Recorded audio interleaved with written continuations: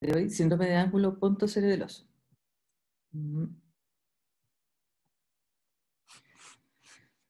Recordar un poquito o hacer hincapié un poco en la anatomía. El ángulo pontocerebeloso, ¿cierto? Es un espacio irregular que está ubicado en la fosa posterior. Tiene como límite anterior la cara posterior del peñasco, como límite posterior la superficie anterior del cerebelo, límite medial la oliva inferior, límite superior el borde inferior del puente, ¿sí? Y contiene al séptimo, octavo par, a la AICA, la arteria laberíntica. Ese es el contenido de nuestra ángulo pontocerebeloso. Entonces acá tenemos como un close-up en el fondo. Entonces acá tenemos, aquí está el séptimo, aquí está el octavo par, acá está entonces la oliva, ahí está el cerebelo, el puente, o sea, el peñasco no se alcanza a ver acá, pero esa es la zona del ángulo. Acá tenemos otra imagen donde podemos ver acá el 7 y el 8, ¿cierto? La AICA. Esta es la zona entonces del ángulo pontocerebeloso que vamos a revisar. Ahí tenemos otra imagen.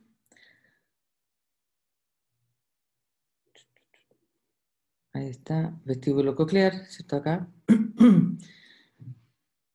Vestíbulo coclear y facial. Fíjense, ahí está la AICA, ¿cierto? En relación y la arteria laberíntica que se dirige hacia el conducto auditivo interno también. Este entonces es el ángulo pontocerebeloso. Fíjense que en este ángulo, ¿cierto? Hay continuidad con los nervios más anteriores, ¿cierto? Que son el quinto par y los pares bajos más posteriores e inferiores como relación, ¿cierto? En esta zona.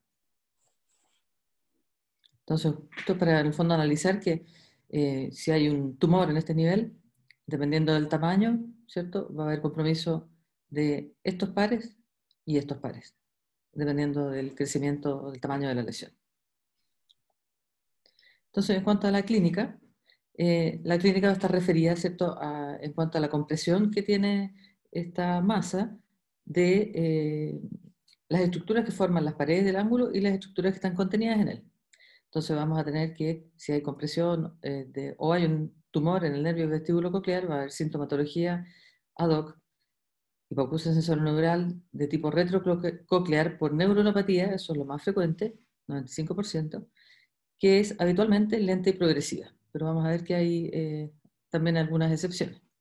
Entonces acá tenemos, por ejemplo, la frecuencia de los síntomas que se presentan en los schwannomas, por ejemplo, que es un tumor del ángulo pontocerebeloso, donde vamos a tener acá hipoacusia sensorineural, 96%, inestabilidad, 77%, tinnitus, cefalea, otalgia o dolor mastoideo, paresia facial, diplopia.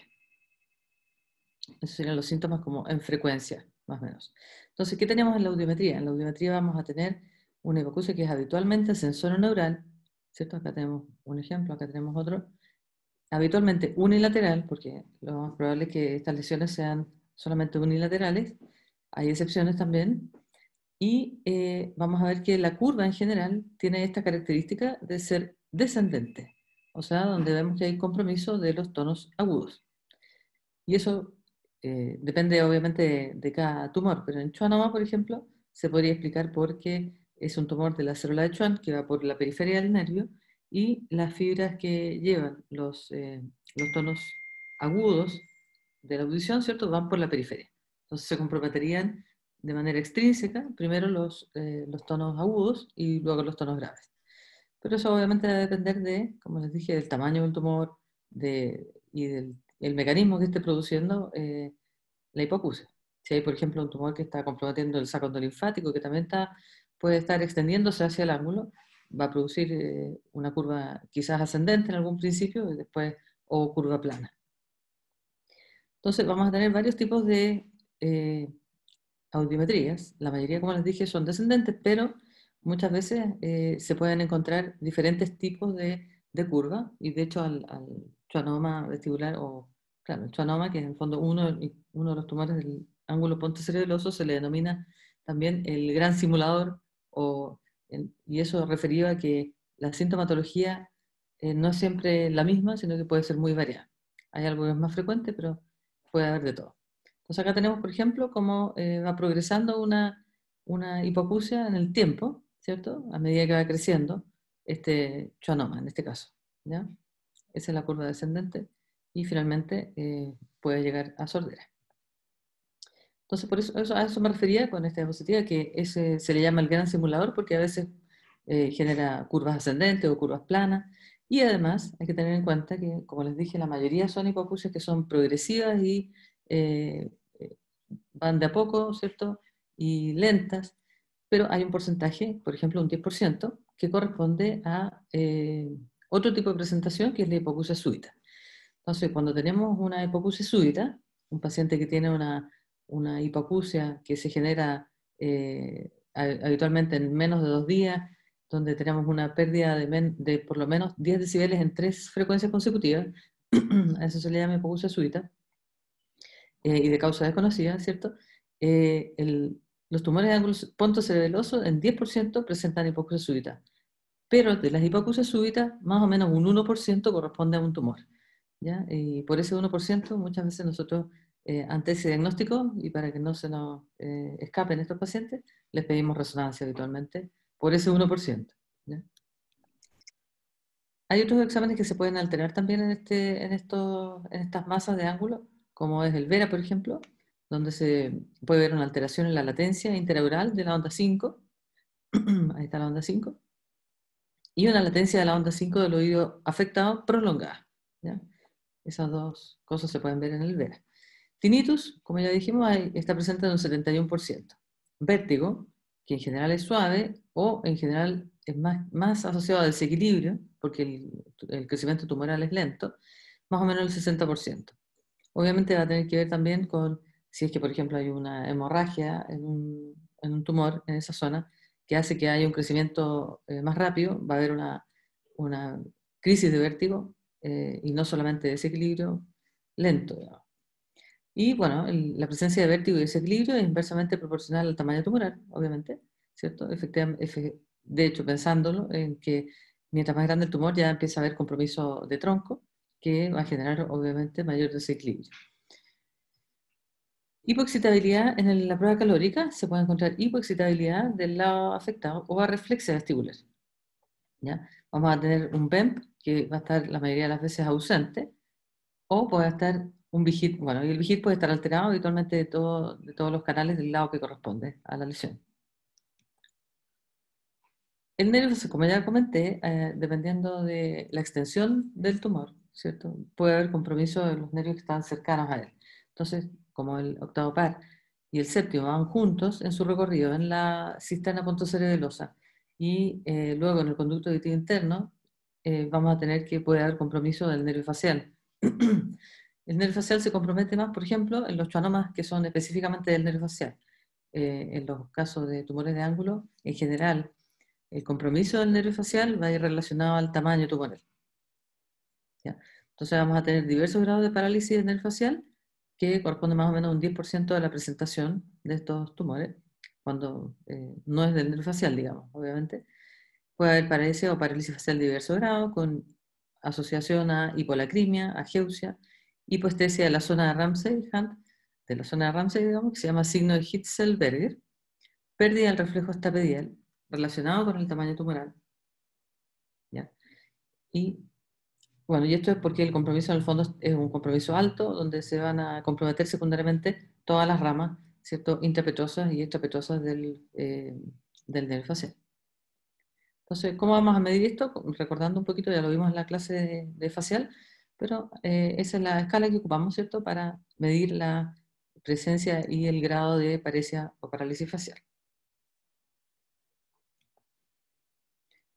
También podemos tener, dependiendo del tamaño del tumor, compresión nuclear de tronco. Entonces vamos a tener que en el tronco, a ese nivel, vamos a tener el núcleo descendente del quinto par. Entonces puede haber pérdida del reflejo corneal, hipoestesia o neuralgia de la rama oftálmica. Está también por ahí cerca el núcleo del sexto par, podemos tener una diplopia. Los núcleos vestibulares, entonces tenemos desequilibrio, ¿cierto? Inestabilidad más que vértigo. Y necesitamos espontáneo que va hacia el tumor. Ya vimos ya que puede haber otro tipo de nistagmo que es un nistagmo que combina ¿cómo se llama? Una fase, un nistagmo de tipo central hacia el lado del tumor y un nistagmo de tipo periférico hacia el lado contralateral. Entonces, esto es otro nistagmo que podemos ver, que si recuerdan, el nistagmo de Bruns, que tenemos acá. Entonces puede haber compresión de los pedúnculos cerebelosos medio e inferior y el flóculo. Y puede haber también un nistagmo posicional de tipo central, o sea, hacemos maniobras como Dixie-Holbeck y nos aparecen nistagmos no esperados para un vértigo postural paroxístico benigno. En ese caso, tenemos que pensar, ¿cierto?, en que puede haber algo central. Hemiataxia ipsilateral, si hay compresión de tronco también. Y como ya les mencioné, bueno, ahí vamos con el nistagmo de Bruns para recordarlo. Ahí tenemos ese nistagmo que tiene es un nistagmo lento, con fase lenta hacia la derecha y fase rápida hacia el lado izquierdo, en este caso. Compresión de otros pares, como el quinto par, en un 33 a 70% hay manifestaciones en relación a compresión del quinto par. Neuralgia trigeminal, el 10% corresponde a neoplasia. Entonces, hay que, ¿cierto?, pensarlo en el caso de neuralgia trigémino, con ciertas características, obviamente. Y hay un tic dolor contralateral en tumores muy grandes también. También puede haber compromiso del quinto contralateral. Y compresión de otros pares, más hacia posterior en la cisterna pontocerebeloso, que son el sexto par, podemos tener diplopia, el noveno, el décimo, disfonía, disfagia, presencia de aspiración, eso en tumores grandes habitualmente, y disartria por compromiso del hipogloso. Entonces, cuando hay tumores de gran tamaño, obviamente puede haber distorsión de tronco y pueden aparecer paresia vestibular contralateral, compromiso piramidal, alteración del vena contralateral y finalmente un síndrome de hipertensión endocraneana, ¿cierto? Que, bueno, hay pacientes que pudieran debutar de esa manera, sobre todo si hay un sangrado agudo, por ejemplo, o un crecimiento más rápido de lo habitual. La cefalea es otro síntoma que puede acompañar a estos tumores, ¿cierto?, por compresión y irritación del contenido neural, vascular o dural, y se relaciona con el tamaño tumoral, ¿cierto? Tumores menores de 1 centímetro en general no presentan cefalea, por lo tanto, pacientes que a veces llegan un poco asustados, por ejemplo, con un schwannoma que es pequeñito, intracanalicular, esa no sería su causa de cefalea, ¿cierto?, por el tamaño. Tumores de entre 1 y 3 centímetros ya empieza a haber un poquito de cefalea en 20% de los pacientes, y ya tumores más de 3 centímetros puede haber un 40% de asociación a cefalea. Diagnóstico diferencial. Bueno, en los tumores de ángulo pontocerebeloso, el schwannoma vestibular es el rey. ¿Ya? 90% de los tumores de ángulo son schwannoma vestibular, el más frecuente.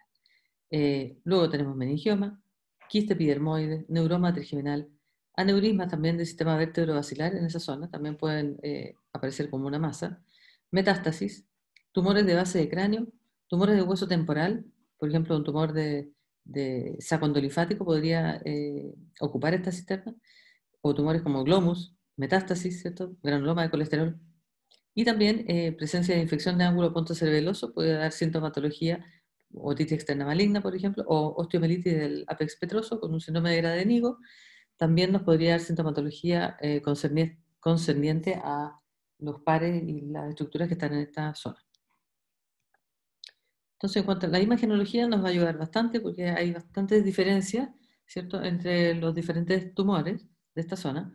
El schwannoma, ¿cierto?, que es el que más vemos, vamos a ver que tiene un aspecto que es uniforme o redondeado la mayoría de las veces, que parte en conducto auditivo interno, ¿cierto? Y este conducto auditivo interno secundariamente puede erosionarse, o más que erosionarse, irse dilatando o deformando, ¿cierto?, en relación al crecimiento tumoral. Entonces ahí podemos tener una alteración en la tomografía computada también.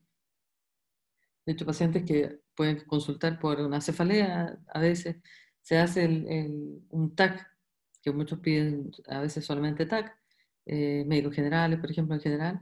Entonces vamos a poder ver que hay una asimetría en los conductos auditivos internos que nos puede nos puede orientar o nos debe orientar a una patología a este nivel y por lo tanto a la petición de una resonancia complementaria. Entonces acá tenemos, ¿cierto?, el neurinoma que en T1 es hipocaptante, en T2 ISO y con gadolino capta. Entonces habitualmente vemos T2 y T1 con gadolinio, ¿cierto? Donde ya con esas dos cosas ya tenemos bastante información al respecto, bueno, y obviamente la forma y la ubicación. En meningioma similar, pero acá lo que nos llama más la atención es que existe una cola dural, ¿cierto? Que nos va a orientar también, y por la forma en general, eh, es a veces un poco diferente. Es uniforme, una base amplia de implantación habitualmente en el hueso, con el signo de la cola y calcificaciones muchas veces, aunque el schwannoma también puede tener calcificaciones y tener aspecto quístico también. Luego tenemos el epidermoide, ¿cierto? Que es hiper ente 1, hiper ente 2, no capta gadolinio, bordes lisos irregulares, no homogéneos. Lipoma, que es hipercaptante ente 1, hiper ente 2 o ISO, y capta gadolinio, densidad similar a grasa y médula ósea. Y quista aracnoideo, ¿cierto? Que tiene densidad similar al líquido cefalorraquídeo, homogéneo, borde liso, ¿cierto? Con captación hipo ente 1, hiper ente 2 y no capta gadolinio.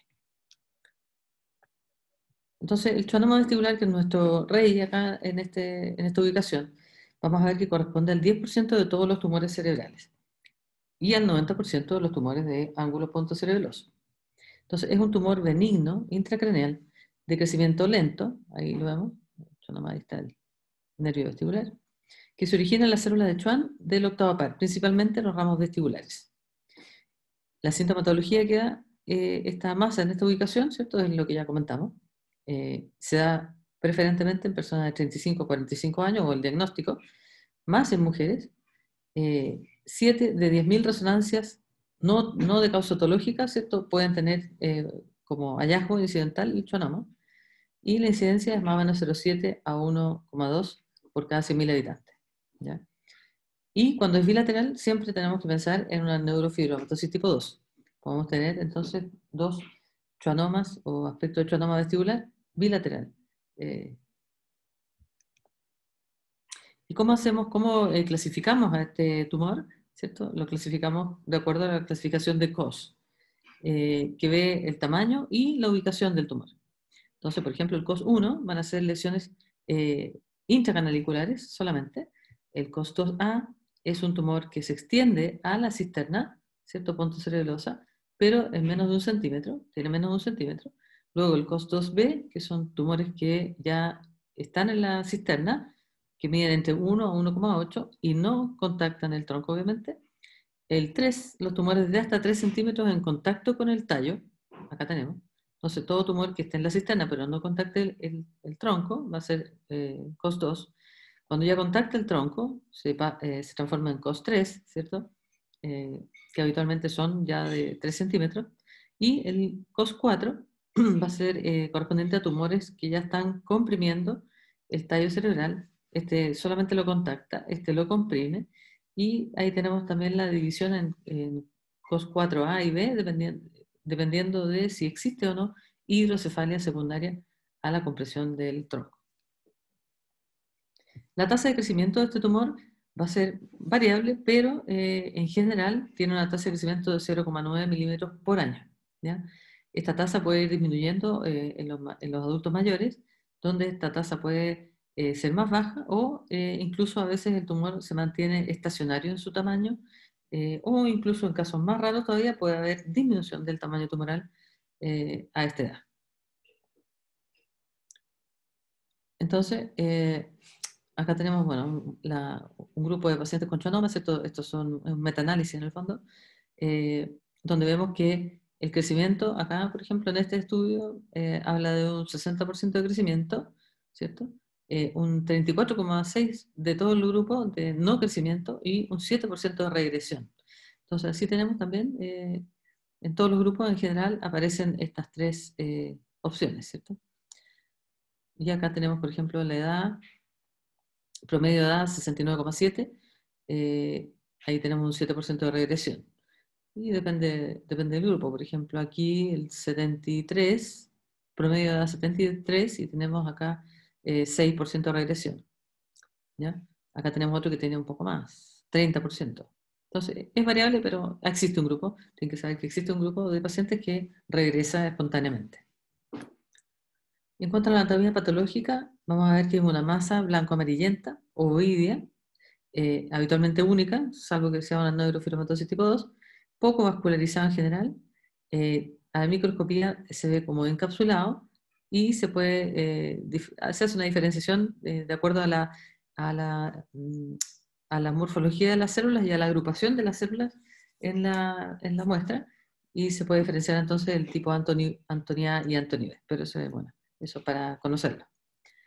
En cuanto a la imagenología, ya vimos, ¿cierto?, que de elección en la resonancia con gadolínio, que nos va a mostrar el T1 con gadolínio, nos va a mostrar esta imagen, que es de acá se ve como un aspecto como de coliflor, ¿cierto?, que parte con una base cónica que viene del conducto de interno y después se transforma en una masa un poco más irregular, pero en general redondeada. En este caso es bastante grande, ¿cierto?, está comprimiendo el tronco.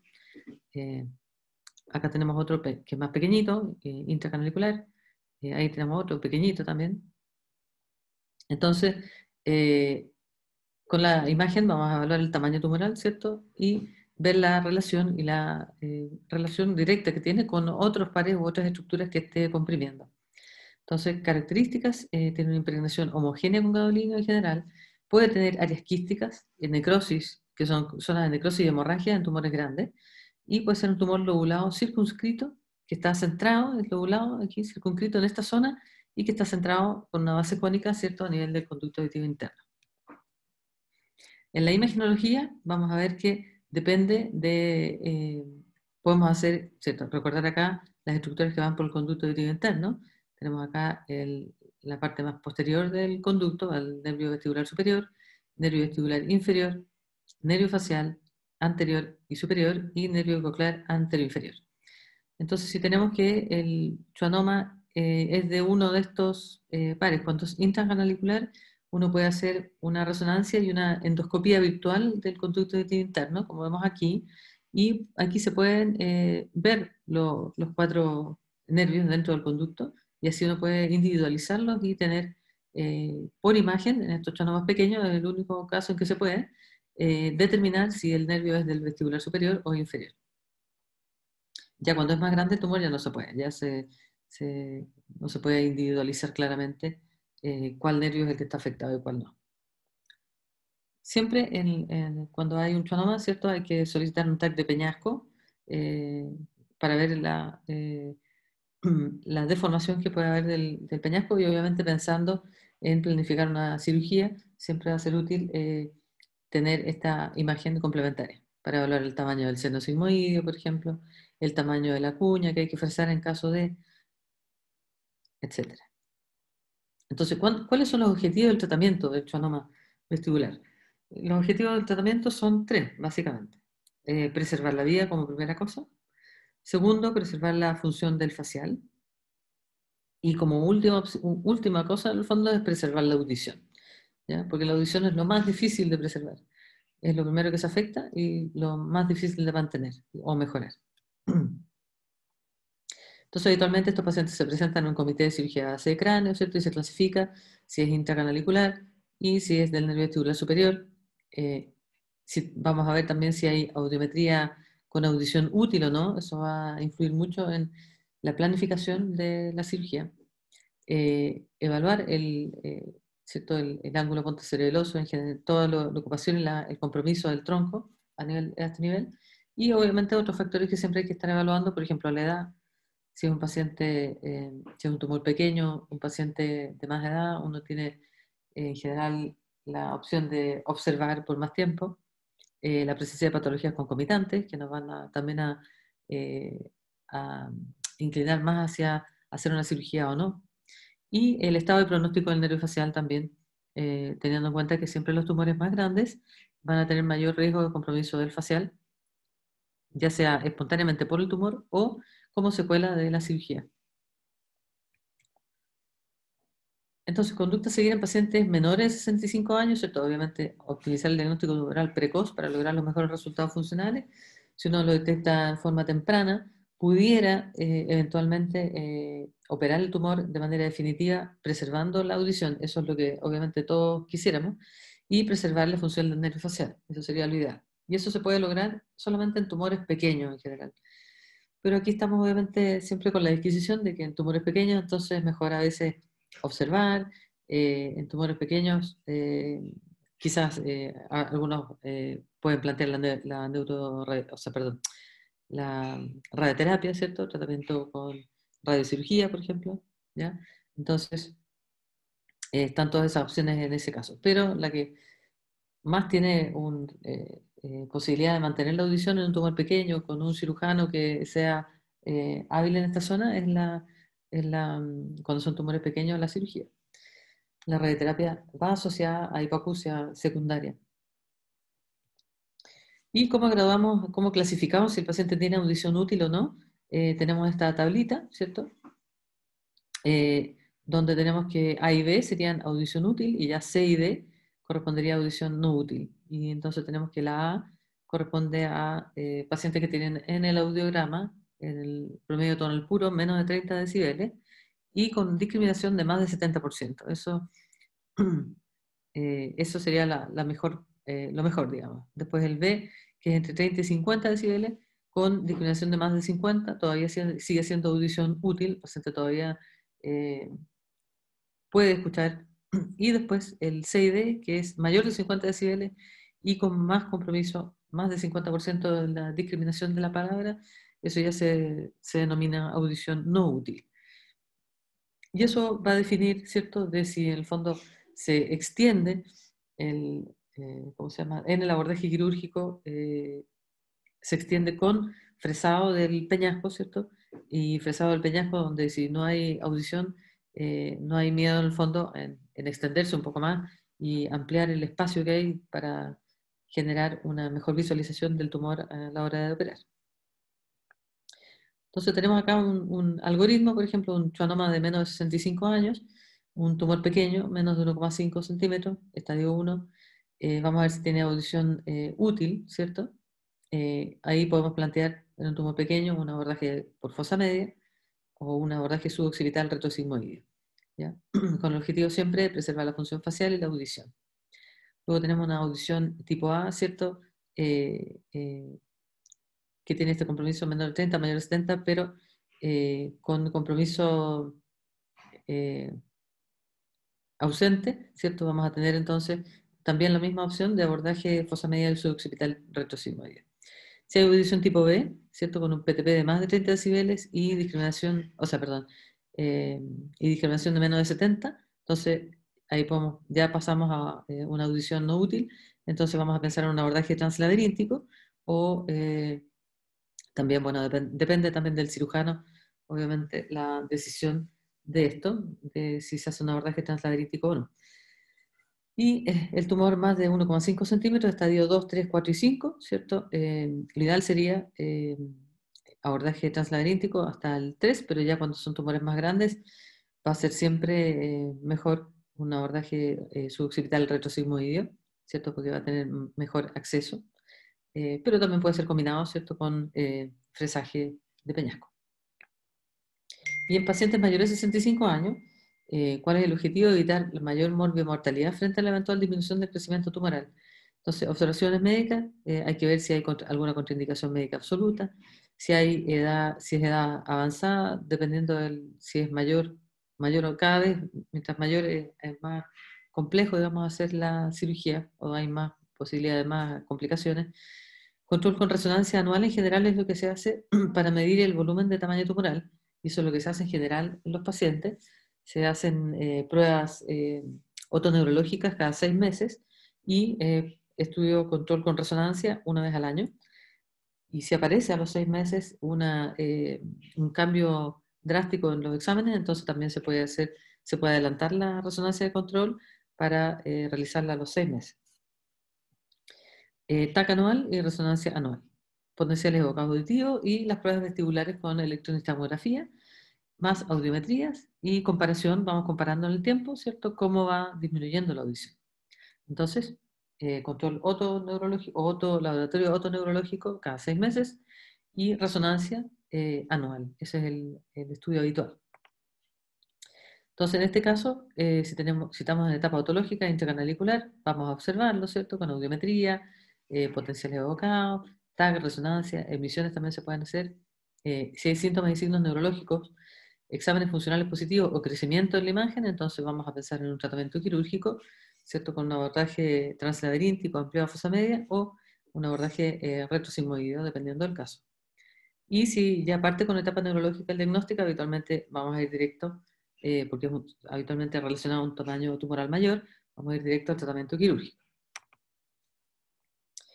Entonces, tenemos que, ante la clínica, ¿cierto? Con el síndrome de ángulo pontocerebeloso, vamos a orientarnos para solicitar imagenología que nos va a dar la información de la presencia de algún tumor en esta zona, y dependiendo de la edad, ya dijimos inicialmente, si no tamaño grande inicialmente, vamos a hacer observación y control con imágenes, y dependiendo de eso, la cirugía o la radiocirugía como otra opción que, bueno, ahí vamos a conversar sobre las cosas que nos cuestionan a veces el apoyar este tratamiento de radiocirugía. Y habitualmente, bueno, aquí tenemos el tipo de abordaje, ¿cierto? Que el habitual es el abordaje suboccipital, retrosigmoideo o retropresigmoideo, acá, que va a llegar a esta zona. El problema de este abordaje es que para llegar a la zona del ángulo, hay que retraer el cerebelo, y a veces son cirugías muy prolongadas que al realizar esta retracción del cerebelo por tanto tiempo, se genera sí o sí una isquemia cerebelosa que va asociado a un desequilibrio crónico importante en el paciente en el postoperatorio y que puede durar mucho tiempo en el paciente. Después tenemos abordaje transcoclear, ¿cierto? Que nos va a dar todo este rango extra para retraer lo menos posible el cerebelo. Acá tenemos la translaberíntica, por ejemplo, en un paciente con audición no útil. Ese es el abordaje que habitualmente uno quisiera, digamos, en los pacientes que tienen tumores más pequeños, donde va a haber un desplazamiento mucho menor del cerebelo y por lo tanto menores secuelas, porque podemos sacar el tumor, digamos, sacarlo completo, pero si el paciente queda con un desequilibrio que no le permite después eh, eh, tener una vida más o menos normal, es complejo. Siempre hay que evaluar eso también. Tenemos otros tumores a nivel de ángulo, como son el meningioma, segunda causa más frecuente de tumores de ángulo, 3 a 7%. Se originan aglomeraciones celulares meningoteliales de las vellosidades aracnoides, que se forman habitualmente en la cara posterior del hueso petroso y no se introducen al CAI, esa es la diferencia. Base amplia de implantación sobre el hueso petroso, tiene una señal homogénea en la resonancia, puede tener una extensión hacia el CAI, pero no lo dilata como el schwannoma, puede tener una cola dural, que habitualmente es una de las cosas que nos orienta, digamos, al diagnóstico, y puede haber calcificaciones e hiperostosis del peñasco en relación al crecimiento de este tumor. Ahí tenemos, por ejemplo, una imagen de un meningioma y ahí vemos la cola dural que se ve en las imágenes, y acá tenemos uno, por ejemplo, que tiene esa base de implantación ancha, igual se introduce en el conducto interno, pero la forma es bastante diferente a la de un schwannoma en general. Y tenemos la cola dural que es bien clarita. Otro tumor es el quiste epidermoide, que corresponde al 2 a 6% de los tumores de ángulo pontocerebeloso. Habitualmente es congénito, pero puede manifestarse en la adultez. Corresponde a resto de tejido ectodérmico con queratina y epitelio escamoso, que se origina a nivel del ángulo pontocerebeloso y del hueso temporal, ¿cierto? Se implanta habitualmente en el hueso temporal y empieza a crecer hacia el ángulo. Y es quístico, lobulado y señal de líquido cefalorraquídeo. Acá vemos. Quiste aracnoidal corresponde al 33% de los tumores 33% de los quistes aracnoidales son de fosa posterior, y de ese grupo algunos están en esta ubicación. Es una lesión quística originada en el espacio subaracnoideo que también puede tener como clínica hipoacusia, vértigo, tinnitus, parálisis facial, espasmo bifacial, obviamente en relación al tamaño y al grado de compresión que tiene sobre las estructuras de esta cisterna. Cefalea asociada y el tratamiento solo quirúrgico en caso de que se evidencie efectivamente compromiso de estructuras por compresión, digamos, pero muchas veces los quistes aracnoidales son no quirúrgicos. También podemos tener lesiones vasculares a este nivel, como una dolicoectasia vertebrovascular, ¿cierto? Con un loop de la AICA, la mayoría tienen un loop, ¿cierto? Que se introduce, se insinúa en el conducto auditivo interno, pero incluso puede haber algunos que se introducen bien profundo en el conducto, ¿cierto? Y pueden haber aneurismas, por ejemplo, en esta ubicación y generar una compresión extrínseca, ¿cierto? Del séptimo y octavo par en esta zona. Puede haber también hemangiomas y también pueden haber paragangliomas con glomus yugular, por ejemplo, yugulum timpánico o glomus timpánico, ¿cierto? Que pueden, en un crecimiento, cuando ya crecen más, pueden también comprometer las estructuras de esta zona. Entonces aquí tenemos, por ejemplo, el aneurisma de la AICA. Ahí tenemos el aneurisma, ¿cierto? Que puede efectivamente, obviamente es raro, son casos muy particulares. Y acá tenemos algunos tumores, por ejemplo, de glomus yugular, que vemos que va erosionando, ¿cierto? Erosiona desde abajo el peñasco y puede secundariamente entonces perfectamente destruir todo el hueso en esta zona y comprometer el conducto auditivo interno con la consecuente sintomatología eh, auditiva, vestibular y facial. Son tumores derivados de la cresta neural, más frecuentes en mujeres, 4:1. En general, entre el cuarta y sexta década de la vida se hace el diagnóstico. Funcionales, 1 a 3% solamente. ¿Ya? ¿Cómo se hace el diagnóstico? Bueno, habitualmente la sintomatología, el paciente puede consultar por dolor, por ejemplo, o a veces los pacientes llegan y consultan porque tienen francamente una masa en el conducto, ¿cierto? Eh, Tenemos varios pacientes que consultan así, que sus consultan ya cuando la masa está en el conducto hacia afuera, conducto auditivo externo, hacia afuera, y uno lo ve, y el paciente consulta por dolor, eh, dolor que habitualmente puede ser trigeminal. Tenemos esta masa, digamos, que puede protruir a través del conducto. En este caso, por ejemplo, si crece y empieza a invadir la zona de la cavidad timpánica y puede salir hacia el conducto auditivo externo. Tenemos varios pacientes de eso. Y tratamiento en general es quirúrgico cuando son tumores pequeños, ¿no? O sea, tumores que uno pueda determinar los límites, que no tenga tanto compromiso de la yugular. Eh, bueno, antiguamente se hacían cirugías, pero son cirugías muy invasivas, muy destructivas y muy secuelantes. Entonces se ha visto últimamente que los tumores que son más grandes se prefiere en general el tratamiento con radioterapia y eso detiene el crecimiento tumoral en un buen porcentaje de pacientes y evita en el fondo tener que hacer esa cirugía que puede ser bastante, con secuelas bastante importantes. Entonces acá tenemos un caso clínico, por ejemplo, un paciente masculino, 61 años, con antecedentes de diabetes, insuficiencia renal, gastrectomizado por linfoma MALT, que tiene una historia de 2 años de hipoacusia progresiva, que ha aumentado más, o se ha hecho más notoria desde hace 6 meses en el oído derecho, sin vértigo ni tinnitus, y tiene un examen otorrinolaringológico completamente normal. En la audiometría vemos que el paciente tiene una anacusia del oído derecho, ¿cierto?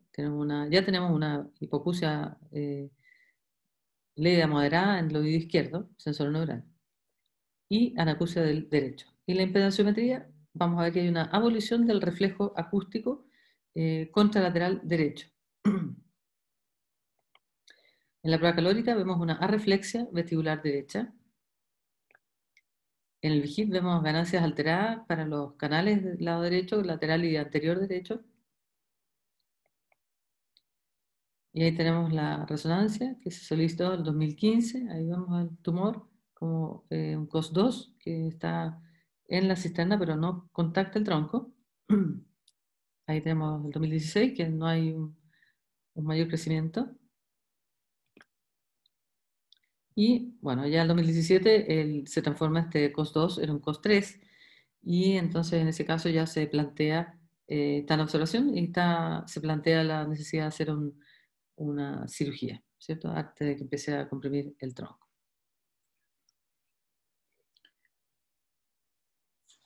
Bueno, eso es más o menos el tema del síndrome de ángulo. Ahí, bueno, vamos a comentar ahora, el doctor Sarío también puede comentar su experiencia con los pacientes que se hacen radiocirugía, ¿cierto? Que siempre tenemos esa discusión en los pacientes con schwannoma que se hacen radiocirugía.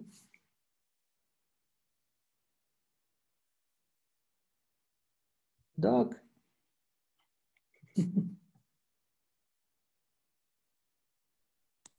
¿Me escuchan? ¿Terminamos? Sí. Ya, fue muy abrupta el término. Sí, que tengo otras cosas, pero era para discutir esta parte. Yo creo que Ale, hasta por ahí no. En realidad hay poco que discutir, porque está claro todo. El problema yo me gustaría que la gente preguntara.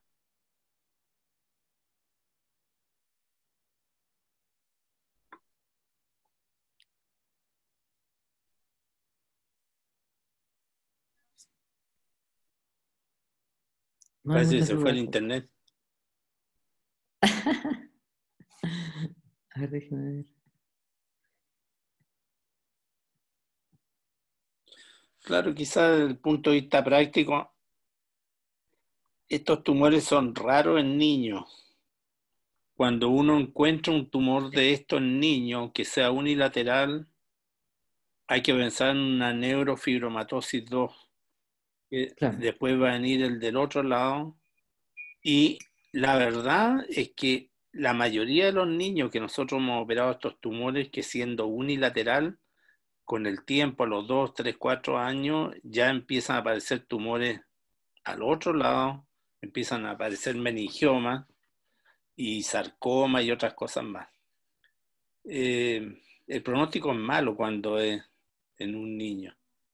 En un adulto no es tan malo siempre que hay reglas claras, como dijo la doctora, donde se pretende preservar la audición y de hecho nosotros tenemos pacientes con preservación de audición. Pero el objetivo principal es terminar con el tumor.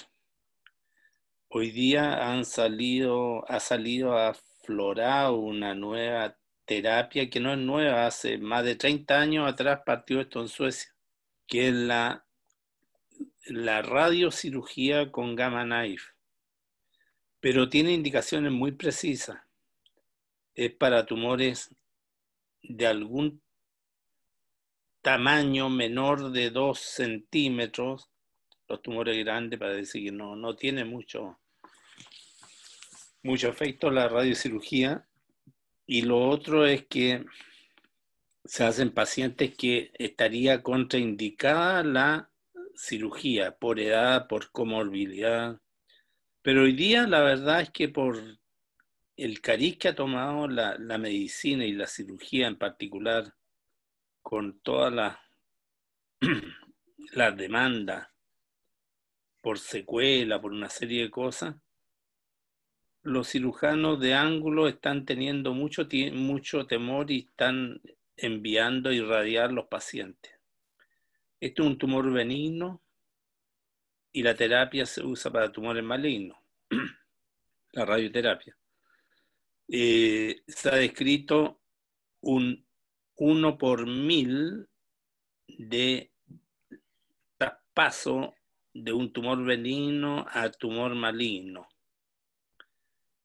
lo que no es menor. Si pensamos que la incidencia de este tumor en países que tienen muy buena estadística es de 1 por 100.000, este es un tumor casi de la raza blanca. Y 1 por 100.000, en Chile tenemos 16 millones, serían 160 tumores eh, diarios, perdón, anuales que aparecerían. Si a ese le vamos sumando la prevalencia, va aumentando. Entonces, es complicado. En realidad, en neurocirugía se hace, en el instituto se hace hasta hoy día una cirugía de rescate, no es una actitud proactiva que se tuvo hace tiempo atrás, pero que esto murió a pesar de los títulos de maestría que existen hoy día. Murió y hoy día se opera lo que está apretando el tronco y con probabilidades de morbilidad severa. Bueno, pero cuesta hacer entender. Estos los países civilizados se operan precozmente. ¿Por qué? Porque en primer lugar el tumor va a crecer indubitablemente, sobre todo en gente joven.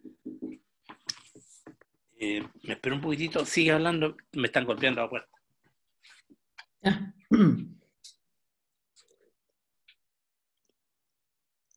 Bueno, en estos pacientes, en el fondo que el tumor va a seguir creciendo sí o sí en los pacientes más jóvenes, lo ideal sería tener una conducta de realizar cirugía precoz.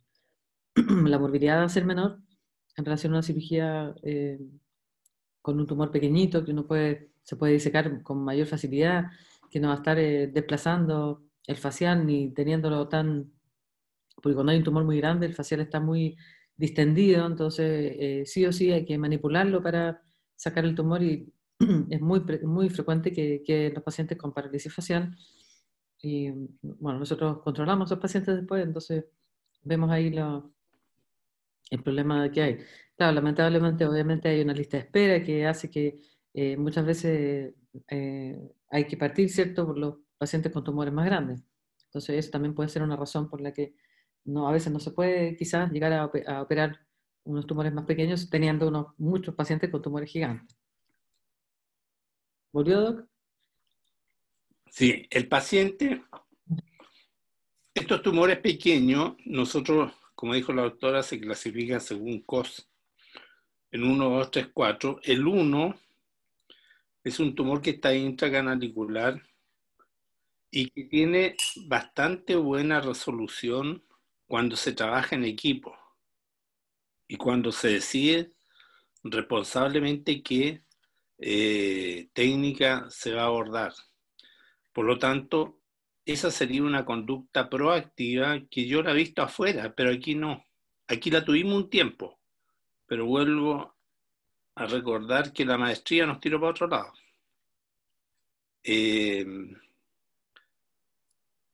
Hoy día se usan conductas reactivas antes de proactivas. El tumor a la larga va mermando la audición y eso es irrecuperable. Por lo tanto, el objetivo de la cirugía es ir a hacer la exéresis tumoral y evitar el daño facial. Con eso estamos bien. Si nos queda más encima audición, mejor todavía. Eso con respecto a neurinoma. Con respecto a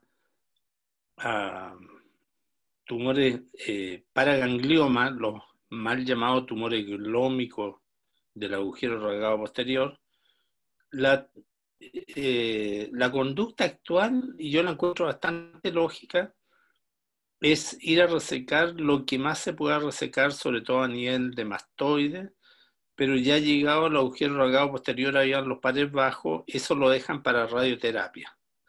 La radioterapia tiene una efectividad que va entre los 12 a 15 años, más o menos. Y ahí, por la estructura histológica del tumor, hay unas células que se adormecen con la radioterapia, pero no mueren, las células sustentacionales. Y esas vuelven a tener actividad después de 14, 15 años más o menos. Entonces, irradiar un paraganglioma en una persona mayor anda bien. En una menor, una edad media de la vida, bueno, siempre vamos a tener la posibilidad de que vuelva a crecer. Pero, como dijo la doctora, hay que evitar las secuelas, que antes, por hacer cirugía heroica, se arrasaba con todo. Hoy día ya no. Y no sé qué más decir. Me gustaría que preguntaran los becados por algo práctico, porque estas son normas en Bueno, otra cosa realidad que, en base a experiencia, pero ¿qué les interesa a usted, por ejemplo, cuando diagnosticar un paciente así?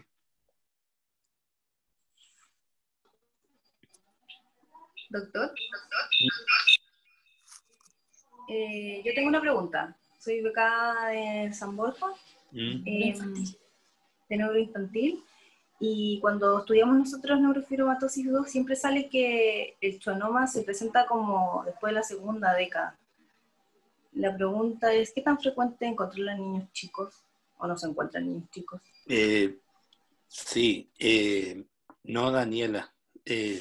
Nosotros tenemos niñitos operados de 4 o 5 años. Me estoy acordando de Isaías, Katy, ¿te acuerdas?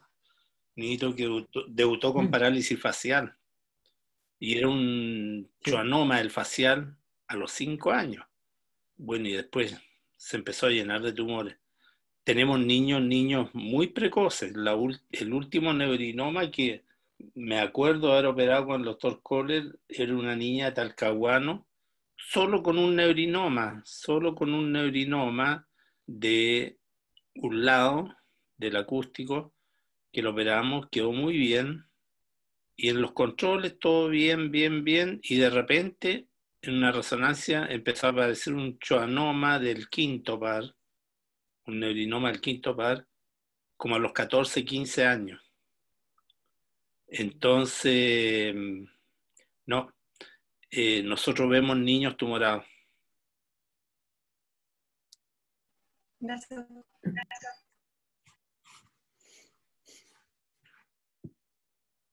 Bueno, lo otro que también quería reforzar, que dentro de los exámenes de laboratorio autoneurológico, cuando el tumor es chiquitito, uno puede también con los exámenes poder hacer diagnóstico de qué rama del nervio vestibular está comprometida. Por ejemplo, si tenemos un paciente que tiene alteración en la prueba calórica, podemos pensar que, porque en el fondo la prueba calórica, ¿qué es lo que se estimula? Se genera un estímulo sobre el canal lateral, y el canal lateral tiene inervación del nervio vestibular superior. Entonces, si hubiera compromiso de la prueba calórica, uno podría, en un tumor chiquitito, pensar que lo más probable es que el compromiso sea del nervio vestibular superior.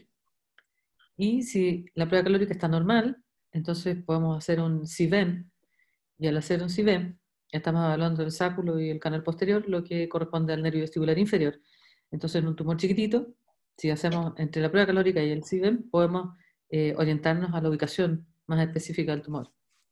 Si es un tumor pequeño que está del nervio vestibular superior y tenemos la endoscopía del conducto auditivo interno virtual que también nos confirma eso, entonces ese es un caso ideal para hacer un abordaje por fosa media y con el menor daño de las estructuras colaterales. Eso, sí que tenganlo presente, eso en el estudio funcional. Otra cosa, Daniela, la neurofibromatosis 2, bueno, y sin lugar a duda el paciente va a ir a la sordera. Y ahí hay una solución en países desarrollados que son los implantes de tronco, que se hizo para la neurofibromatosis 2.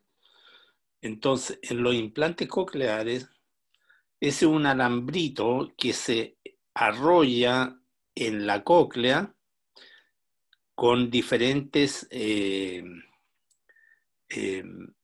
canales que van estimulando el nervio coclear en diferentes secciones para la frecuencia aguda, media y graves, y da como una audición de carácter normal, pero una audición bien especial que hay que reentrenarla. Eso mismo, hay electrodos que se clavan, son unas plaquitas con unos electrodos, con unas puntitas, y que se clavan en los núcleos cocleares. ¿Por qué? Porque el nervio ya no funciona. Entonces, esos son los implantes de tronco, que no, en Chile no se ha puesto ninguno todavía, pero bueno, en algún momento tendrán que llegar. Esos se hicieron precisamente para tratar la sordera en la neurofibromatosis 2, el implante de tronco. Yo conocí gente implantada, pero en Estados Unidos. Siempre me acuerdo de un chileno que la doctora también lo conoce, la doctora Katy, porque ¿lo conoce o no? Un día No sé, lo presentaron en la recuerdo, Santa no me María acuerdo. una vez, Ah, ya sí puede ser. claro. Y que desgraciadamente, y que increíble, porque logró comunicarse un ingeniero, logró seguir haciendo su vida útil con una voz de sordo, pero escuchaba lo que le preguntaba, ayudaba a lectura labial. Y que posteriormente hizo un neurinoma del facial, o sea, esa es la mala suerte.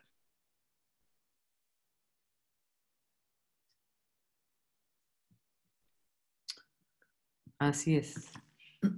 ¿Alguna otra consulta? de la audiencia. No sé cuántos estarán de verdad y cuántos no. Hay muchos que están haciéndolo asincrónico. Pero yo creo que hay 22, ¿eh? Lo que aparece aquí. Lo que pasa es que debe haber gente que está grabando y eso va para otros más. Sí, pues. Mm. Pero el número ese marca los participantes. Por lo menos hay 22 computadores. Sí. Ahí apareció una camarita. No, sí, y hay gente que está haciéndolo, como dice usted, asincrónico, lo ve en la Asincrónico. tarde, en la noche, el fin de semana. Claro, Hay gente que está haciendo pasantías por otros lados o actividades asistenciales que era imposible de suspender por este rato. Sí. claro. ¿Cuántas clases quedan? Pocas. Poquitas. Esta semana. 3 solamente, martes, miércoles, jueves. Ah, ya. Denise, Gabriela y Francisca. Ujú. O sea, 2 de realización vestibular, una convencional y una kinésica y una de imágenes. Y el viernes tenemos la fiesta virtual. Ah. Ahí la doctora Walker va a mandar un...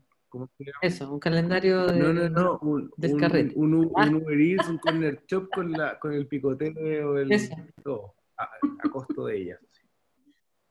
para conocernos, ¿ves? Con los becados no hemos hablado La nada. dura, sí, eso faltó, la parte social de la pasada. Nosotros en general terminamos conociendo harto a nuestros residentes que pasan. Sí, pues. No, si no, no está ahí que podemos hacer una reunión social. Tenés que carretear, Katy, te caché. Sí, pues para conocer a los becados. Doctor, Mm. ¿se podrían subir las clases que faltan a la plataforma, porfa, para poder revisarlas? Claro que sí. Sí, yo aquí mañana las subo. Pero hay como 10 y algo clases, ¿eh? Hay harta. Faltan un par nomás.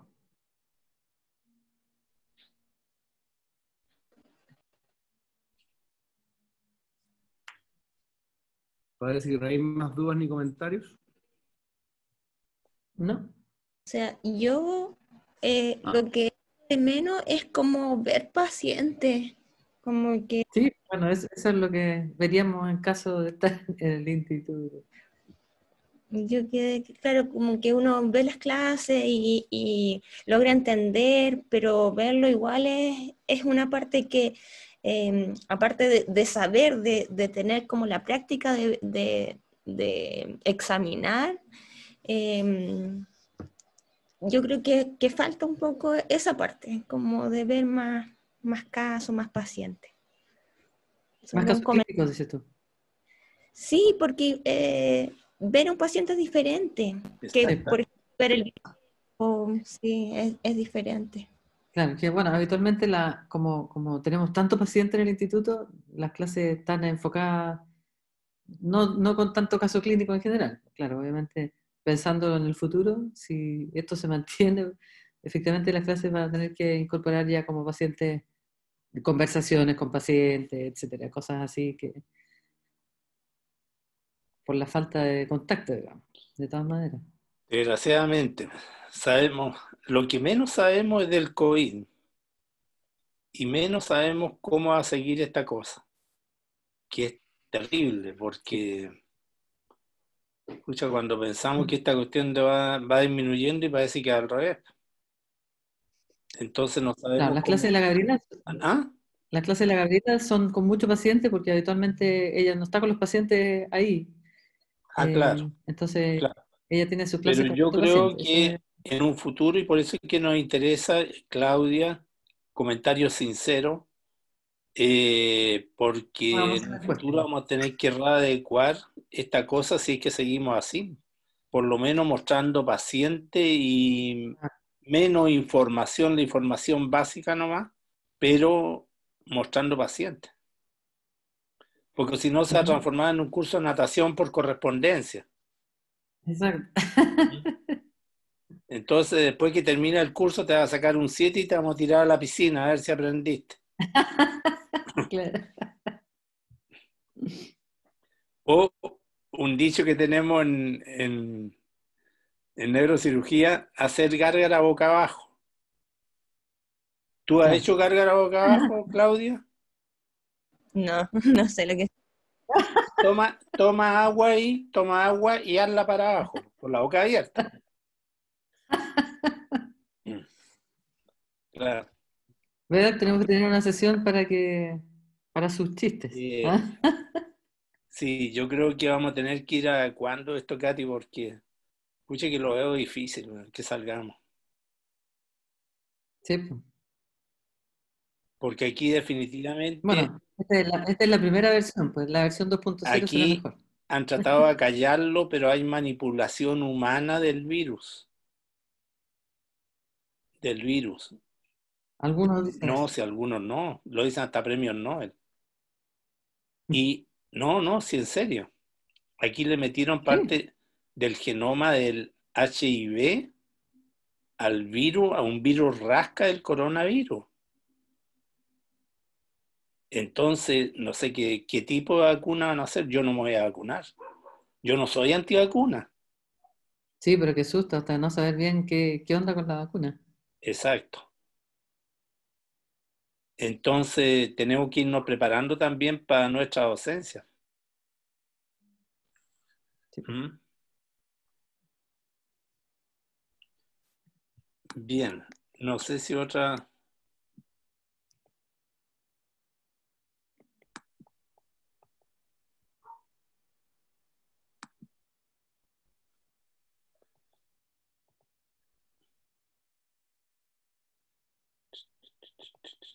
Bien.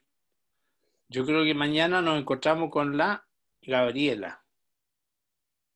Mañana la Gabriela, ¿no es cierto? O la Denise.